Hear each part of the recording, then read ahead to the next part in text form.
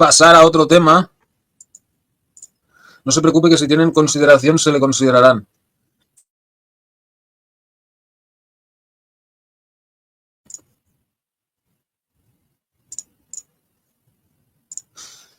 La colección de estrepitosos fracasos de Estados Unidos contra el narco en América Latina.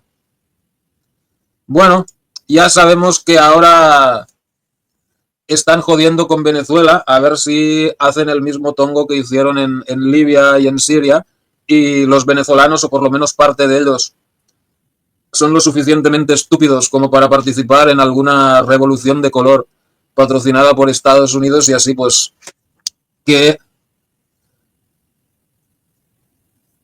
puedan robar el petróleo de este país, ¿no? Que bueno, ya sé que me dirán, Maduro es un dictador y se roba el dinero del petróleo y bla, bla, bla, bla.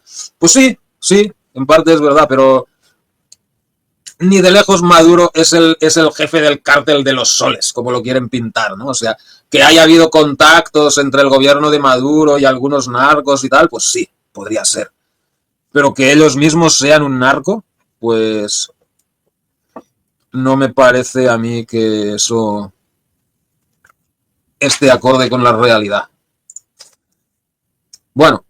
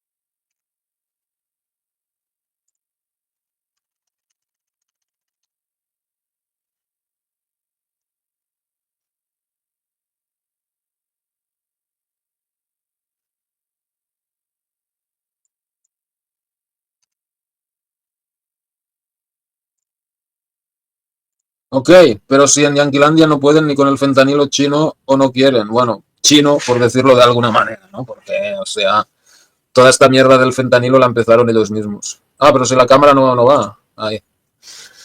Ok, desde que el país impuso la guerra contra las drogas, el panorama empeoró en la región. Empeoró, o sea, no solo no han hecho lo que dijeron, sino que lo han dejado peor de lo que estaba, ¿no? El presidente de Estados Unidos, Donald Trump, impulsa una política de drogas que incluye operativos militares en América Latina, a pesar de que la historia solo demuestra una sucesión de fracasos y logros exiguos en este tipo de estrategias. Desde que asumió por segunda vez como presidente el pasado 20 de enero, Trump y sus funcionarios reforzaron una retórica belicista contra el narcotráfico. Vamos a borrar a los carteles de la faz de la tierra, advirtió en julio el llamado zar de la frontera Tom Homan. Es lo mismo que prometió el fallecido expresidente de Estados Unidos Richard Nixon a principios de los años 70, cuando declaró una guerra contra las drogas basada en la criminalización de los usuarios, el prohibicionismo de las sustancias y la militarización del combate a las organizaciones criminales. 5 décadas después, Estados Unidos no terminó con las drogas, mucho menos con los carteles. Los informes anuales de las Naciones Unidas demuestran que hoy hay más sustancias más baratas, más accesibles y con mayor potencia. El consumo interno aumentó tanto que el territorio estadounidense ha enfrentado epidemias consecutivas de cocaína, heroína, metanfetamina y fentanilo. Sus armas terminan en manos de los cárteles mexicanos. Sus bancos lavan millones de dólares del narco. Que bueno, de los bancos ya hablaremos también, ¿no? Pese a las evidencias, Trump insiste en repetir y extremar la guerra contra las drogas. O sea, repite una receta que es conocido que no funciona, ¿no? Para ello, designó como organizaciones terroristas a los mexicanos del Cártel de Sinaloa, Cártel Jalisco de Nueva Generación, Cártel del Noreste, Cártel del Golfo y la Nueva Familia Michoacana. A principios de agosto, además, el New York Times reveló que Trump había firmado en secreto una orden ejecutiva para autorizar el uso de las Fuerzas Armadas en el combate de los cárteles de América Latina. O sea, todo el mundo dice que esto lo va a utilizar en México, ¿no? Pero tal como están las cosas, parece que lo va a usar en Venezuela, ¿no? Claro, los cárteles son organización terrorista. Y a su vez dice, oye, Maduro es el jefe del cártel de los soles. Oye, hay que atacar a Maduro porque hay que luchar contra el narcotráfico, ¿no? Que bueno, si hace eso incumpliría su promesa de campaña de no meterse en guerras. Pero bueno, o sea, lo que sí que podría hacer es un ataque, o sea, si él tiene apoyo de fuerzas internas, o sea, ¿por qué os pensáis que le metieron un precio a la cabeza de Maduro de 50 millones de dólares? Para ver si un loco americano iba a Venezuela a atraparlo, que no me queda claro si, o sea, si lo tienes que traer vivo o es la información que lleve a su arresto o lo puedes traer vivo o muerto, porque bueno, si lo puedes traer vivo o muerto, entonces... Pero yo creo que el objetivo de eso es que pues alguien a su alrededor pues conspire contra él por los 50 millones, ¿no? Pero va. ¿Tú te crees que Diosdado Cabello o Vladimiro Padrino o Delcy Rodríguez van a girarse contra Maduro por los 50 millones? Pero si ellos ya tienen cuentas en el extranjero con docenas de millones, ¿qué me estás contando? Y luego quedar como los traidores y todo el rollo, no. El fentanilo raticida lo fabrica, claro. O por lo menos lo empezó fabricando Estados Unidos. Ahora ya no sé. Como siempre, si los yanquis se encargan de la farlopa, el descontrol gobierna, claro. No es el descontrol, es el control total de todas esas cantidades de dinero que son impresionantes. Esos negros es un gran... Claro, o sea...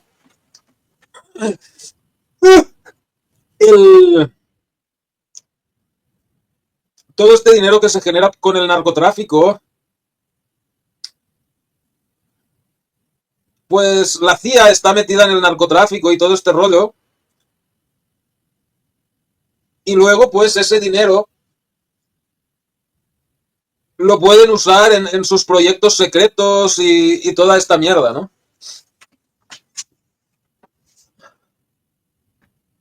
Cuando se vende el gramo de fentanilo, ¿cómo lo van a exportar o poder vender tan barato?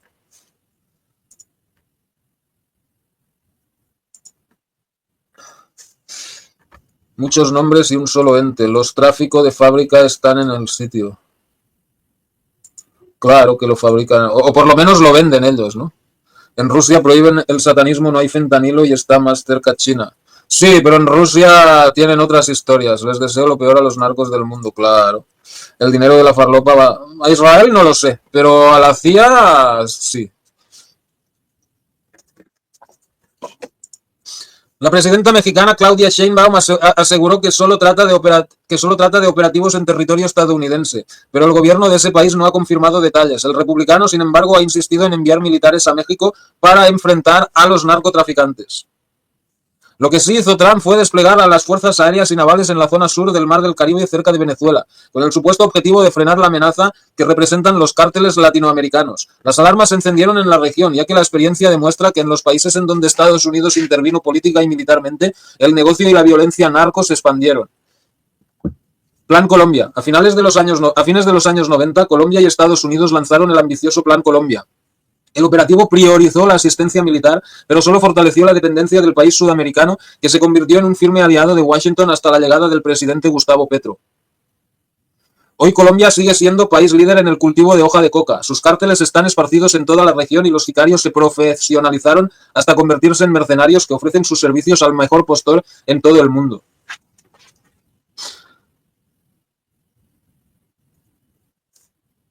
Pero sobre todo se multiplicaron las violaciones a los derechos humanos, ya que militares y paramilitares secuestraron, torturaron y desaparecieron a miles de víctimas. Decenas de miles de personas fueron desplazadas de manera forzosa de sus comunidades y los campesinos vieron sus cultivos arrasados por las fumigaciones que exigía Estados Unidos. México rápido y furioso. Entre 2009 y 2011, Estados Unidos violó la soberanía de México a través del operativo Rápido y Furioso. El plan consistió en que la Agencia de Alcohol, Tabaco y Armas de Fuego y Explosivos de Estados Unidos facilitara armas a los cárteles que supuestamente tenían un chip de geolocalización. El objetivo, afirmaron, era detectar la ubicación de los narcos para rastrear las rutas de tráfico de armas y detener a los responsables. El plan fue un estrepitoso fracaso porque se perdieron más de 2.000 armas que terminaron en manos de organizaciones criminales y que fueron usadas en asesinatos contra la población civil.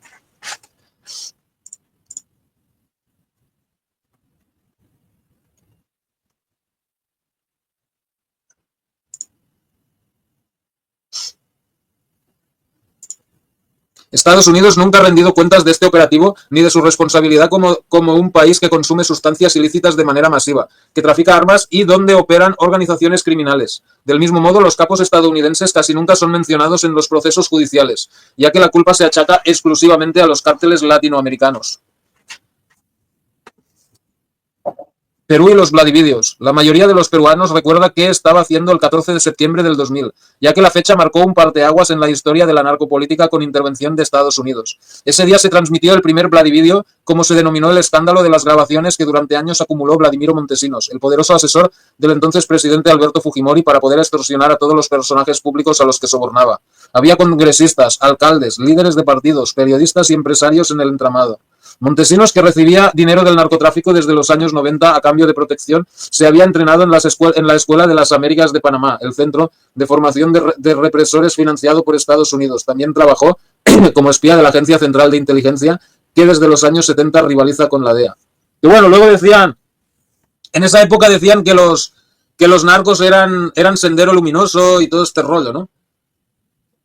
Que bueno, más tarde quizás sí hubo alguna relación entre Sendero y los narcos y tal, pero en los 90, o sea, los narcos estaban metidos en el gobierno de Perú. Y Sendero Luminoso, básicamente, se dice que a Abimael Guzmán lo atraparon en el 93, creo, 92, en el 93, pero que en realidad lo podían haber atrapado ya un par de años antes, pero que Fujimori lo dejó escapar intencionadamente para él poder imponer su dictadura y todo este rollo.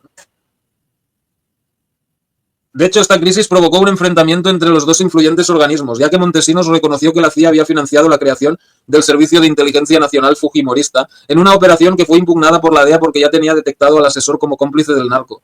Pero no era la primera vez que Estados Unidos fue acusado de proteger a narcotraficantes. Años después se documentó cómo las agencias de Estados Unidos hacían la vista gorda y apoyaban a los grupos involucrados en tráfico de drogas con el objetivo de ayudarles a desestabilizar gobiernos de izquierda en Centroamérica.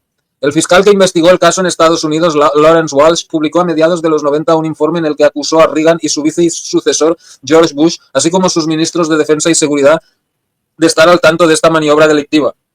Al final todo sirvió para fortalecer a las organizaciones criminales que hoy, otra vez, ese país dice combatir. Y bueno, aquí solo han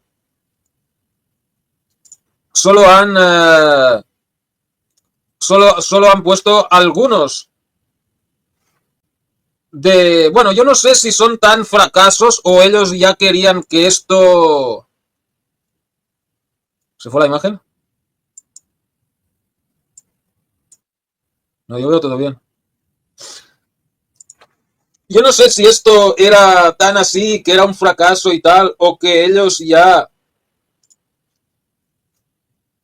querían que esto fuera así. Porque en Estados Unidos ellos necesitan una población narcotizada, ¿no? Que naturalmente ahí podían haber hablado de muchas otras cosas. Podían haber hablado de los Irán contra, podían haber hablado del Triángulo Dorado, aunque bueno, lo del Triángulo Dorado no fue tanto la CIA, fue más el Pentágono, pero bueno, es Estados Unidos. Podían haber hablado de cómo ellos permitieron que mafiosos italianos y franceses enviaran heroína a Estados Unidos. Podían haber hablado, pues no sé, de muchas cosas más, ¿no?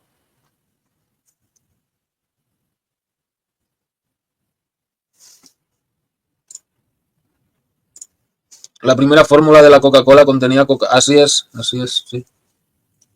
Cuando llega la democracia yanqui a un país es lo peor que puede... Sí, y normalmente cuando llega la democracia, como tú lo dices, llegan las drogas al mismo tiempo.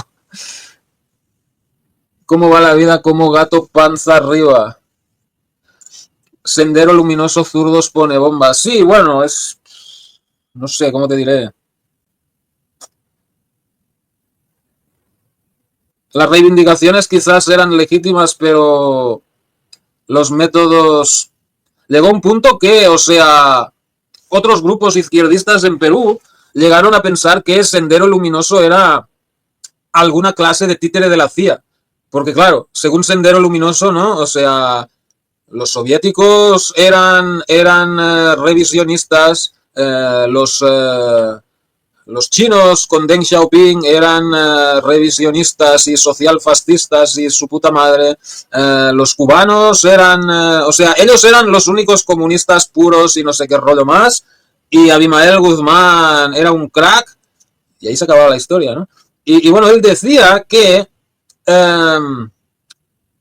como era que él, su liderazgo garantizaba la victoria de Sendero Luminoso. Bueno, en un momento dado parecía que eso incluso podía ser, que Sendero Luminoso estaba entrando en las ciudades y tal, y que en algún momento dado incluso podrían tomar el poder sobre un estado peruano que estaba muy débil y compuesto por elementos que, bueno, su preocupación principal era pues la corrupción. Pero, no, o sea, si él hubiera triunfado y luego hubiera sido presidente y tal, dirías, ah, vale, ok, pues sí. Pero, o sea, ¿cómo que tú garantizas la victoria y tal y luego pierdes? Pues oye, pues no garantizaste nada. O sea, y todavía hay hoy en día en Estados Unidos, que bueno, o sea, que tú... Porque el maoísmo se basa en el ruralismo, ¿no? De que los protagonistas de la revolución no son el proletariado urbano, como dijo Marx, sino los campesinos. Entonces, vale, si tú eres maoísta en el tercer mundo lo puedo entender, pero, o sea, en Estados Unidos o en Europa, o sea, realmente, o sea, toda esta juventud decadente que tienen canales maoístas y tal, ¿realmente van a tomar las armas y echarse al monte? No me lo creo. Entonces, pues no, o sea, no...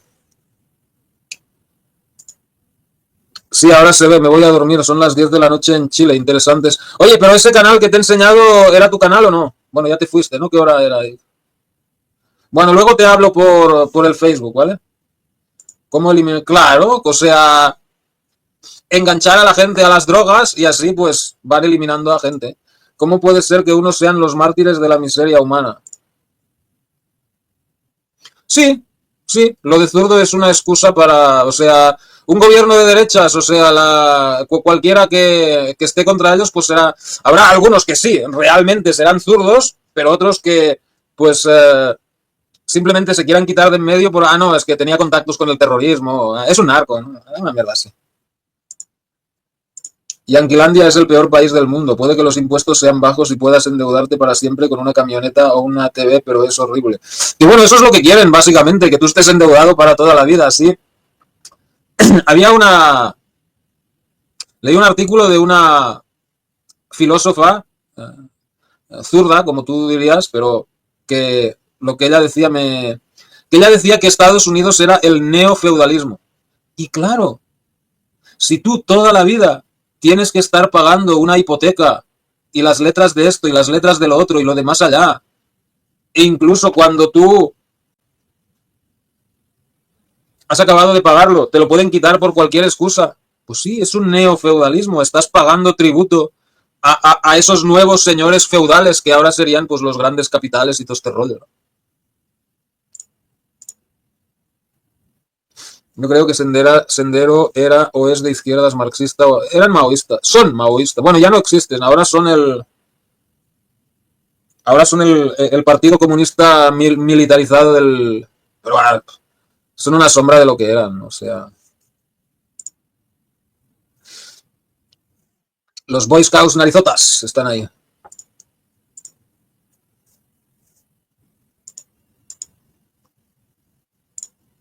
Zurdo y derecho son solo su alimentación. Bueno, vamos a seguir con este tema y vamos a ver quién se beneficia o quiénes son unos de los que se benefician. Los bancos más usados por los narcos estarán en la agenda antidrogas de Trump. No, claro que no, porque esos bancos son propiedad de sus amigos narizotas y esos no se pueden tocar, porque, bueno, no es que solo sean sus amigos, son sus familiares. O sea, Trump no es judío, pero tiene conexiones familiares con judíos. O sea, su hija está casada con un judío, ella se convirtió al judaísmo y Jared Kushner a su consuegro lo envió de embajador a Francia o a no sé dónde, creo. Su consuegro, que es otro multimillonario, ¿no?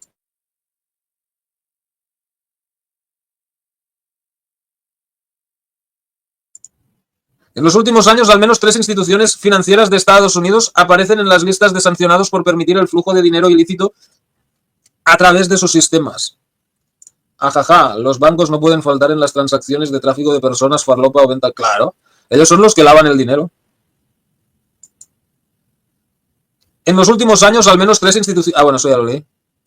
La guerra del presidente de Estados Unidos, Donald Trump, contra las organizaciones del narcotráfico parece dejar por fuera, al menos en el entorno mediático, un asunto fundamental para la operatividad de los grupos criminales: la banca privada que permite el blanqueo de capitales y el flujo de miles de millones de dólares a través de su sistema financiero global.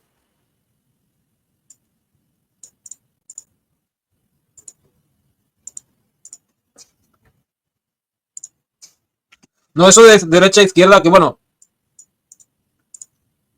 lo de los grupos guerrilleros y tal, eso es otra cosa, que ahora ya eso, pues bueno, eso fue en la Guerra Fría, ¿no? Pero en la actualidad, lo de izquierda y derecha es, pues bueno, irlos alternando en el poder para siempre que unos u otros, pues, puedan ejecutar las políticas que quieren esta gente, ¿no?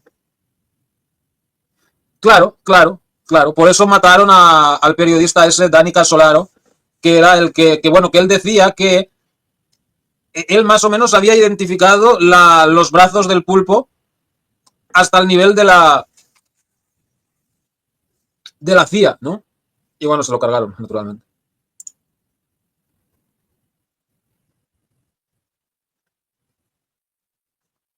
Más allá del despliegue operativo y militar y propagandístico de las Fuerzas Armadas estadounidenses, que por estas fechas hacen ruido por el Caribe latinoamericano, mientras afilan sus discursos que apuntan contra el gobierno de Venezuela, al que acusan, sin presentar pruebas, de supuestamente aupar el narcotráfico internacional, existen un conglomerado de poderosas entidades bancarias que están en la lista negra por su colaboración, bajo conocimiento o no, con las mafias de la droga a nivel mundial. Según la Policía Internacional Interpol, por sus siglas en inglés, el blanqueo de capitales es el corazón o el pulmón de las organizaciones delictivas para poder subsistir en el tiempo, mantener sus operaciones activas y sostener sus miembros y cómplices. Ese delito, además, está vinculado a diversos crímenes graves como el tráfico de armas, de personas, de migrantes, robos con violencia, sobornos, extorsión, explotación sexual, entre otros. Los métodos de pago pueden ser diversos, pero el más efectivo para hacer más poderoso a un grupo criminal es el de insertar en el sistema bancario el llamado dinero sucio, es decir, que se obtuvo mediante actividades ilícitas para así manejarlo e invertirlo en bienes suntuosos de forma legal y sin ningún tipo de inconveniente. Los grupos delictivos transfieren fondos obtenidos ilícitamente por todo el mundo a través de bancos, sociedades ficticias, intermediarios y empresas de envío de dinero, intentando integrar los fondos ilícitos en negocios y economías legales, explica la Interpol. Para ello, las organizaciones delictivas emplean las llamadas mulas, que son personas que ejecutan un papel clave para hacer las veces de intermediarios, incluso a veces sin ser conscientes de que, al depositar dinero en físico o permitir transferencias a través de sus cuentas personales, participan activamente en el blanqueo de fondos. Presente en todas partes. La Interpol señala que el blanqueo de capitales está presente en todas partes y puede darse en áreas inesperadas, como en los delitos medioambientales. Además, advierte que con la entrada del mundo de las criptomonedas el fenómeno se ha exacerbado. Sí, o sea, la gente se piensa que es solo Suiza, las Islas Caimán y tal. Pero oigan, los Países Bajos también es un paraíso fiscal. Gibraltar. Gibraltar, o sea, los piratas tienen un montón. Oye, en las Islas Caimán, en Gibraltar, eso todavía es de los ingleses. Y son paraísos fiscales.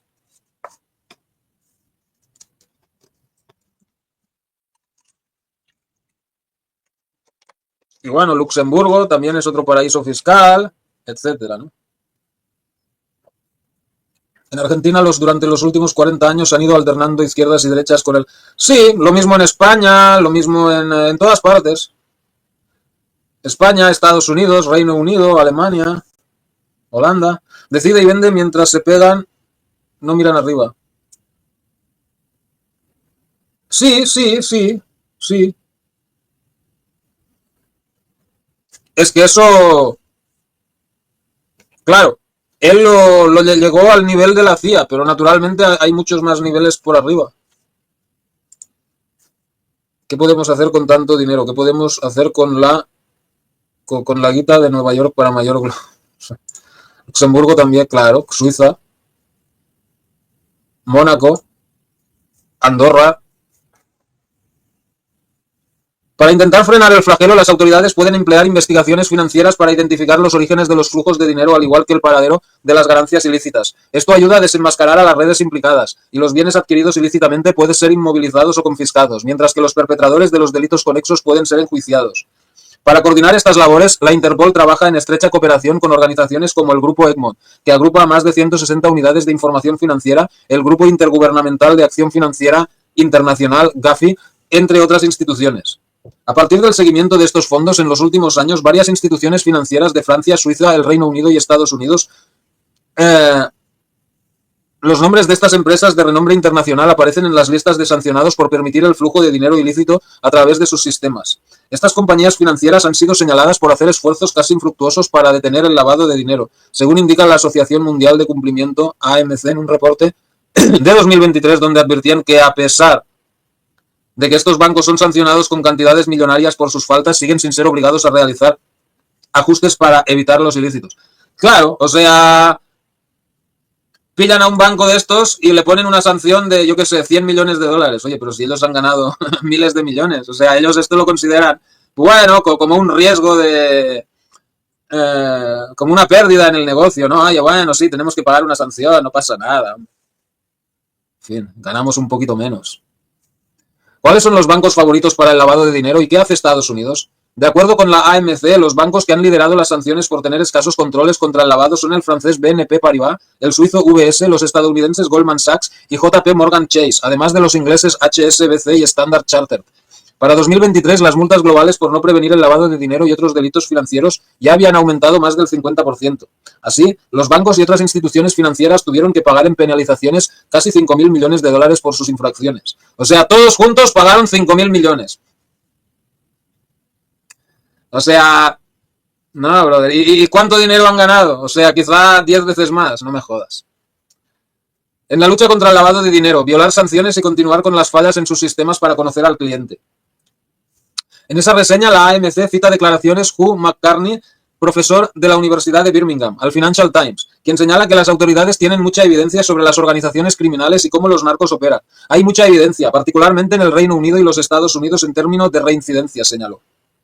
En 2024 se sumó a la lista de bancos sancionados el TD Bank, filial de la canadiense Toronto Dominion Bank. A esta entidad financiera las autoridades estadounidenses le impusieron sanciones por 3.090 millones de dólares por quebrantar las leyes contra el lavado de dinero. La cifra se convirtió en la mayor multa de este tipo en la historia del país norteamericano, según los medios. A finales de junio pasado, el diario mexicano La Jornada reveló en un reportaje periodístico que Estados Unidos sanciona a los bancos expertos que supuestamente lavan dinero del narcotráfico, pero no controla este tipo de delito en las instituciones financieras dentro del país, a pesar de que el flujo de dinero representa operaciones anuales por 100.000 millones.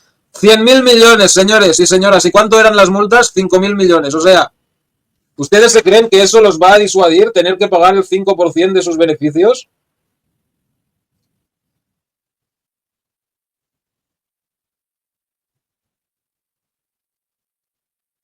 Que bueno, naturalmente quizá los 100.000 millones de operaciones no son todo beneficios, ¿no? Pero ten por seguro que, o sea, aunque los beneficios solo fueran 10 o 15.000 millones, o sea, todavía les sale a cuento. De acuerdo con el reporte periodístico, la cadena de comercialización ilegal del fentanilo, cuyo consumo ha provocado una grave crisis sanitaria en Estados Unidos, incluye el blanqueo de capitales a través de transacciones que permiten la adquisición de precursores químicos. También advirtió que, pese a que el propio Departamento de Estado reconoce que este delito es cometido en su territorio, no suele mencionar ningún banco estadounidense, ni investigarlo, ni sancionarlo. ¡Claro que no! ¿No ves que los bancos son propiedad de sus amigos, los narizotas? Pensé que el BNP... No, PNB o BNP. El BNP Paribas es francés. No sé si hay otro banco que se llama PNB. Escucha el disco del grupo Polar Record Salve. No, no escucho música, cagazo. ¿Dónde se estudia lo de ser banquero Rothschild? No sé, pregúntale a Macron. Él estudió ahí. Bueno, pero mientras tanto, mientras Estados Unidos no hace nada para pillar a todos estos bancos, ¿qué hace? ¿Qué dice Estados Unidos sobre el tema? Estados Unidos sostiene que el narco de México lava dinero a través de redes chinas. ¡Ah, claro! ¿Cómo no se nos había ocurrido? Son los putos chinos. No me jodas, hombre. Eso es un puto chivo expiatorio. O sea... No, claro, no, que son los chinos. No, no me jodas. O sea, Trump, o sea, es otro nivel, es otro nivel. O sea, todo lo que pasa son los chinos, los venezolanos y su puta madre, ¿no? Igual que Biden, o sea, Trump está obsesionado con los chinos, igual que Biden estaba obsesionado con los rusos. En fin.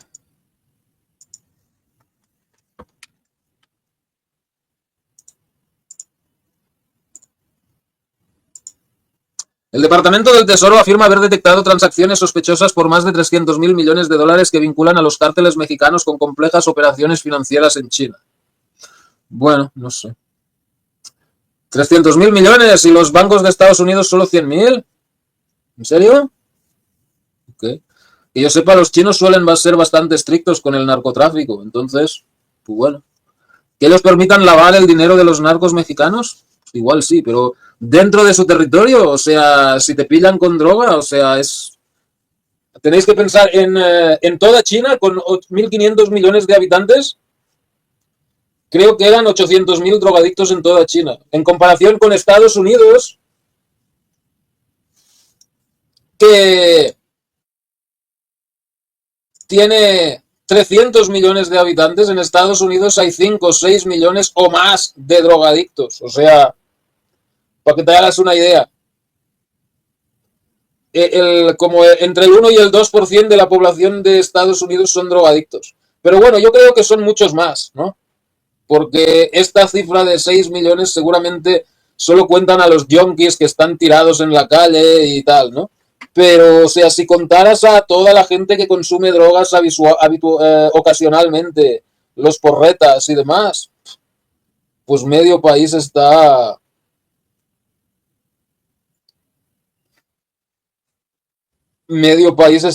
narcotizado, ¿no?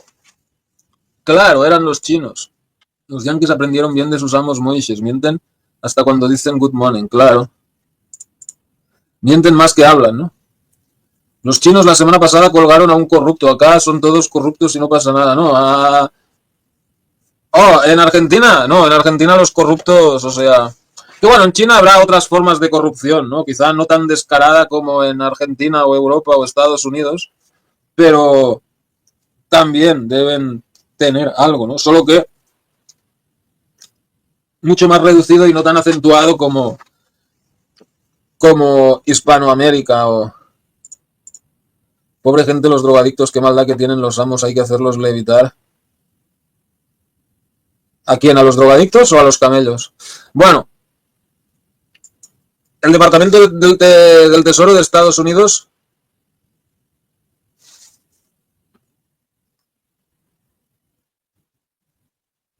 El Departamento del Tesoro de Estados Unidos alertó este jueves a entidades bancarias que los cárteles mexicanos utilizan las redes chinas para lavar miles de millones de dólares, en un esquema financiero global que combina operaciones de cambio de divisas, triangulaciones transfronterizas y empresas fachada. En un informe de la Red de Control de Delitos Financieros, FinCEN, las autoridades estadounidenses aseguran que entre 2020 y 2024 se detectaron aproximadamente 312.000 millones de dólares en movimientos sospechosos relacionados con el narcotráfico mexicano. Relacionadas con el, o sea, pero no significa que todas estas operaciones estén relacionadas con China. Según señala el Departamento del Tesoro en un comunicado, estas redes se sostienen gracias a intermediarios, estudiantes, jubilados y amas de casa chinos con disponibilidad inexplicable de fondos que evaden los controles de cambio en China mediante bancos subterráneos, convirtiendo depósitos en dólares que luego reingresan al flujo financiero vinculado al consumo de fentanilo en Estados Unidos. Ok, pues hay gente que tiene dinero negro en China, lo ponen en un banco subterráneo de estos.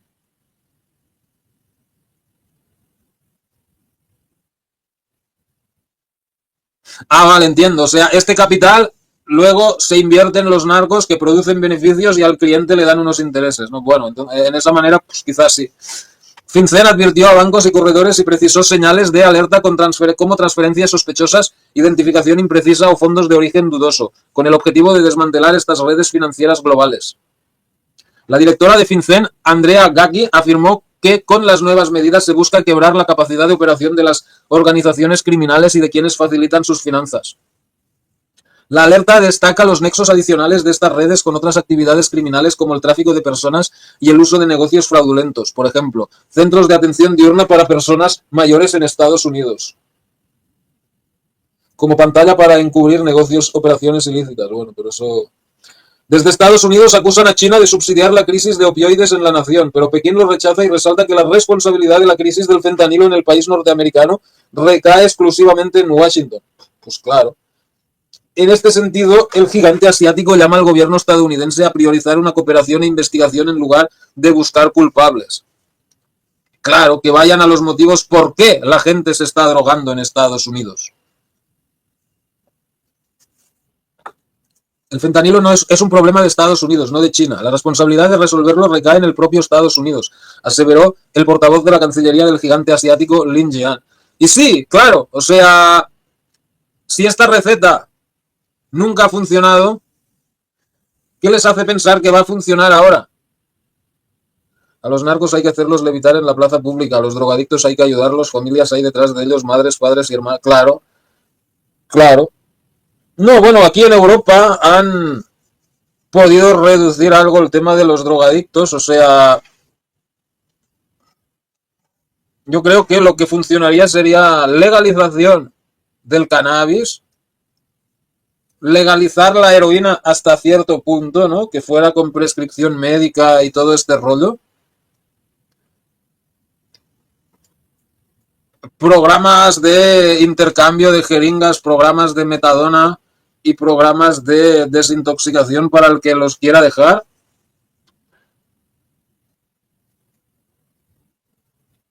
Y pues, bueno, eso atenuaría el problema, como aquí en Europa, que gente que consuma heroína y tal apenas hay todavía, ¿no? Y bueno, al mismo tiempo tendrían que ir a por eso que dice el artículo, las redes de financiación y todo ese rollo, ¿no? Bueno, señores y señoras, llevamos 3 horas aquí y me quedan 4 horas para dormir. Entonces yo creo que terminaremos aquí. Muchas gracias a todos los que han estado en el programa. Kawazu, Sol Negro, muchas gracias. Elida Tubio, Gary, Wolfpack, Spiderman, bueno, Spiderman ya se fue, pero gracias. Hispanicus, muchas gracias. Y Shomara, muchas gracias. Héctor, muchas gracias. Bueno, todos, ¿no? Perfecto, muchas gracias a ustedes. Volveremos a estar mañana. Mañana es martes. Bueno, en principio no tengo ningún programa, aunque no sé si podré mañana, pero se intentará. Muchas gracias y buenas noches. Chao.